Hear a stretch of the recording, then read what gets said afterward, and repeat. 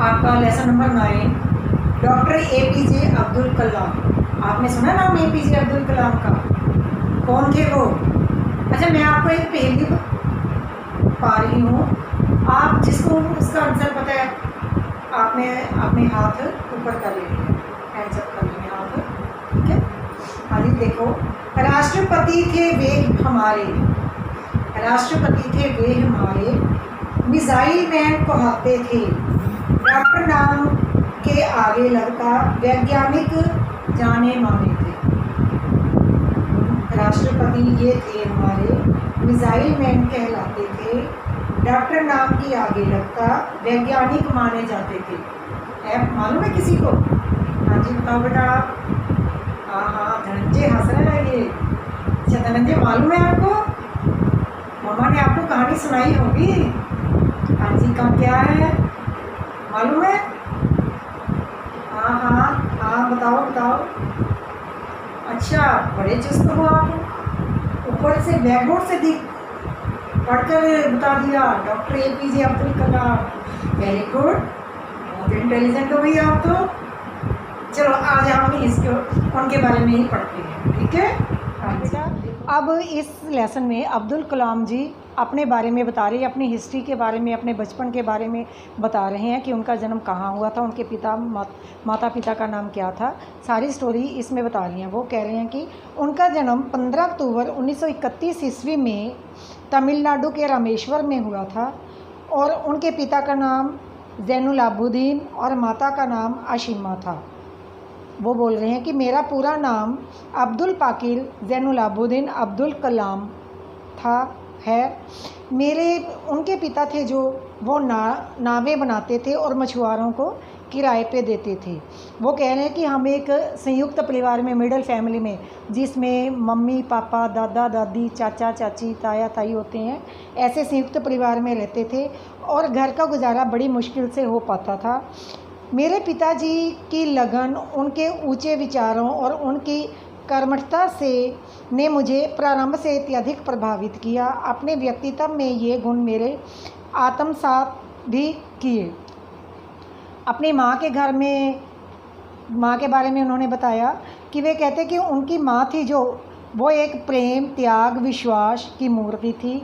उनके प्रति अपनी इन भावनाओं को मैंने अपनी एक कविता में पिरो दिया, जो मेरी पुस्तक विंग्स ऑन फायर के प्रथम पृष्ठ पर अंकित है।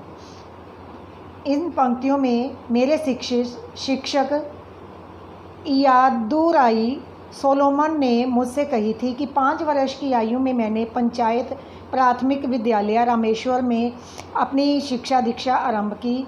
कई बार ऐसी आर्थिक कठिनाइयाँ भी सामने आई कि मुझे समाचार पत्र बेचने पड़े।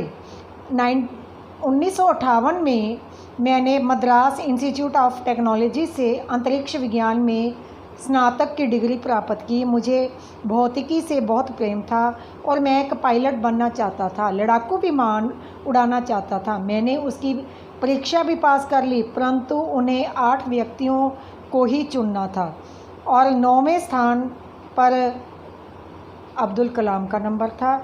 यहीं से मैंने अपनी दिशा बदल ली। 1962 ईस्वी में मैं भारतीय अंतरिक्ष अनुसंधान संगठन से जुड़ा और मैंने परियोजना महानिदेशक का पद संभाला।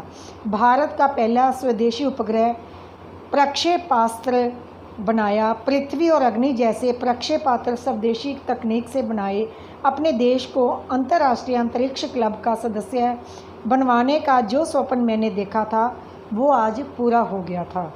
पोखरण में परमाणु परीक्षण करके भारत में परमाणु शक्ति संपन्न राष्ट्रों में अपनी जगह बनाई। अपने देश को सर्वशक्ति संपन्न बनाने का मेरा एक सपना था जो वो भी आज पूरा हो गया था। सपने वे नहीं होते जो आप नींद में देखते हो, बल्कि सपने वो होते हैं जो आपको नींद ही नहीं आने देते। समय के साथ साथ मेरी जिम्मेदारियां बढ़ी। मैंने भारतीय रक्षा मंत्रालय में मुझे वैज्ञानिक सलाहकार बनाया गया। फिर 2002 में देश के 11वें राष्ट्रपति के रूप में मुझे चुना गया। मैं राजनीति से अधिक देर तक बंद कर नहीं रह सकता था। 2007 में अपने कार्यकाल के समाप्त होते ही मैंने दोबारा राष्ट्रपति ना बनने का निर्णय ले लिया और मैंने सदैव भारत को विश्व में अग्रणी बनने का स्वप्न देखा था। इसके लिए मैंने सदैव दृढ़ संकल्प किया। बेटा, आपको पता होना चाहिए कि आत्म सम्मान हमेशा आत्मनिर्भरता के साथ ही जुड़ा होता है। उन्होंने कहा कि मैंने भारत को हमेशा आत्मनिर्भर देखने का इच्छुक रहा और आज हम शक्ति संपन्न हैं, तो लोग हमें गिद्दड़ धमकियाँ देकर डरा नहीं सकते। हमारी ठोस उपलब्धियां ही हमारी पहचान है। इसलिए जो हमें चाहिए उसके लिए प्रतीक्षा मत करो, संघर्ष करो, क्योंकि प्रतीक्षा करने वालों को उतना हिस्सा नहीं मिलता जितना वो चाहते होते हैं। अगर आप पढ़ाई करने में कमज़ोर हो या अथवा लोग ऐसा समझते हो कि तो भी हार ना मानो, इस तरह से प्रयास करो। यही संभव है कि किसी अन्य क्षेत्र में लगने योग्य बेहतरीन दिमाग तुम्हारे पास है। एक अच्छी किताब 100 अच्छे मित्रों के बराबर होती है। मैं भी आपके लिए, अपनी अगली पीढ़ियों के लिए ऐसी किताबें लिखना चाहता था जो हमेशा के लिए प्रेरणादायक बन सके।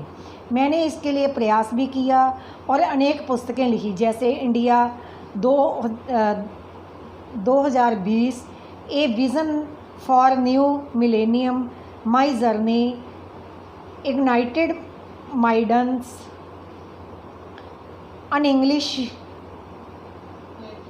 Unleashing the power within India. अपने देश भारत में मुझे बहुत मान सम्मान मिला। मुझे भारत रत्न, पद्म विभूषण, पद्म भूषण जैसे कई सम्मान प्रदान किए गए। अनेक विश्वविद्यालयों से मुझे डॉक्टरेट की उपाधि भी मिली। बच्चों, संगीत में मुझे विशेष रुचि थी। मुझे कर्नाटक भक्ति संगीत सुनना बहुत अच्छा लगता था। कभी कभी वेनई वादन बजाता हूँ। बचपन से ही मैं अपने देश की मिली जुली संस्कृति से मुझे बहुत प्रेम रहा है। मैंने गीता का अध्ययन मनन पूरे मनोयोग से किया है। बच्चों से अपने विचारों का आदान प्रदान करना मुझे सदैव अच्छा लगता था। मैं सभी भारतीयों से यही कहना चाहता हूँ कि आत्मविश्वास और कर्मठता हमारी सफलता को जड़ से मिटाने के लिए परमावश्यक औषधियाँ हैं। बेटा, आज हमने ये लेसन पढ़ा और कल को हम इसका बुक वर्क करेंगे, क्वेश्चन आंसर करेंगे। आपने ये वीडियो ध्यान से सुननी है और इसके आपके बुक पेज नंबर 74 पे अभ्यास में शब्दार्थ दिए गए हैं, जैसे कि सांत्वना, दिलासा, भौतिकी, फिजिक्स, सलाहकार, सलाह देने वाला, गिद्दड़ भभकी, झूठ डराना, मनोयोग, मन लगाकर, औषधियाँ, दवाइयाँ, आत्मसात, अपनाना, प्रक्षेपास्त्र, मिसाइल, अग्रणी, आगे, प्रयास, प्रयत्न, परमावश्यक, बहुत ज़रूरी, व्याख्यान, भाषण। ये वाले शब्दार्थ हैं जो आपने अपनी फेयर नोटबुक पे करने हैं और कल को मैं आपको इस लेसन के लघु और दीर्घ क्वेश्चन आंसर करवाऊंगी।